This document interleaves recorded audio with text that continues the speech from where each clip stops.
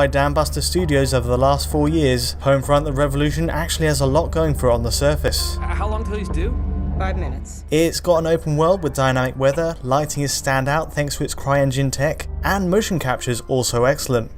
But from the very first scene, frame rates on PS4 and Xbox One do leave a lot to be desired, with lurches to 20 FPS and under making it hard to enjoy. And it's a shame because there's really a decent game underneath its technical troubles. Now we're running both on the very latest patch available, which in PS4's case is listed as version 1.2.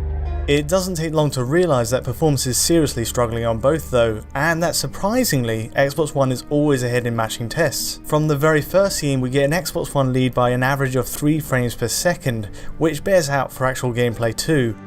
It's rare to see a divide like this, and it gets worse in this scene, with PS4 dropping to just 15 frames per second, while Xbox One hits 16 frames per second just as alpha effects kick in. And the bad news is this isn't a one-off. Even walking through the main Elm Tree City causes frame rates to stick to the 20 to 25 FPS range on each. Again, Xbox One takes point, but not only does PS4 fall behind in frame rate, but it also has tearing to the top of the screen. It's a drop in VSync that doesn't manifest on Xbox One, another sign of compromise on Sony's machine we just didn't expect.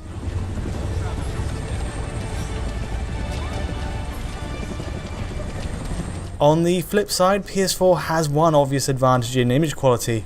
You get a native 1080p on PS4, but Xbox One settles for a more expected 900p resolution. In these tests, we're also enabling the in-game temporal AA option, an optional mode you can access in the visual settings menu that comes at no extra cost to performance. But this 1080p versus 900p divide in resolution only goes so far to explain Xbox One's frame rate lead. With CryEngine simulating weather and time of day, plus plenty of AI and physics on show, Xbox One's slightly higher CPU clocks will give it some degree of a boost, and it explains why we see the advantage even while moving through relatively barren industrial areas. Data, this is Parrish. What's the situation? You reached the transceiver yet?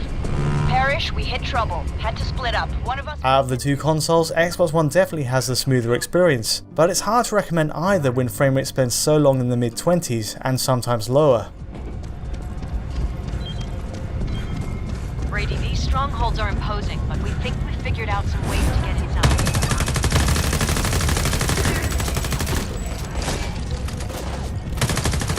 Now there's one more big issue we've got to address. Homefront the Revolution's checkpoint system has some serious issues. Essentially, every time the game autosaves, the entire experience grinds to a halt for 5 to 10 seconds, something we get on both consoles. This wouldn't be such a huge problem except it autosaves so frequently, whether that's after buying a new gun, accepting a new mission, or simply moving to a new area.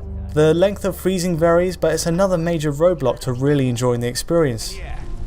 Try not to die. To be fair, there are stretches of play which do run at 30 FPS, but even in this case there's a problem in that PS4 and Xbox One produce frame time spikes to 16 milliseconds, flicking the frame rate count to 31 FPS.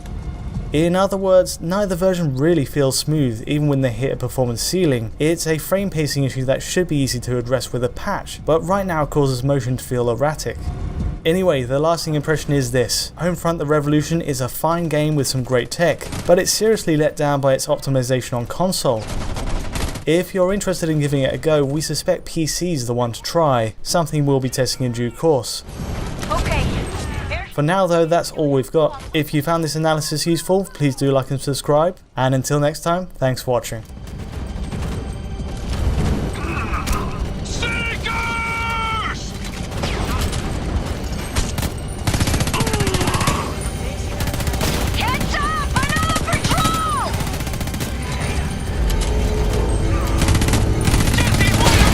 Airships coming in. You gotta go.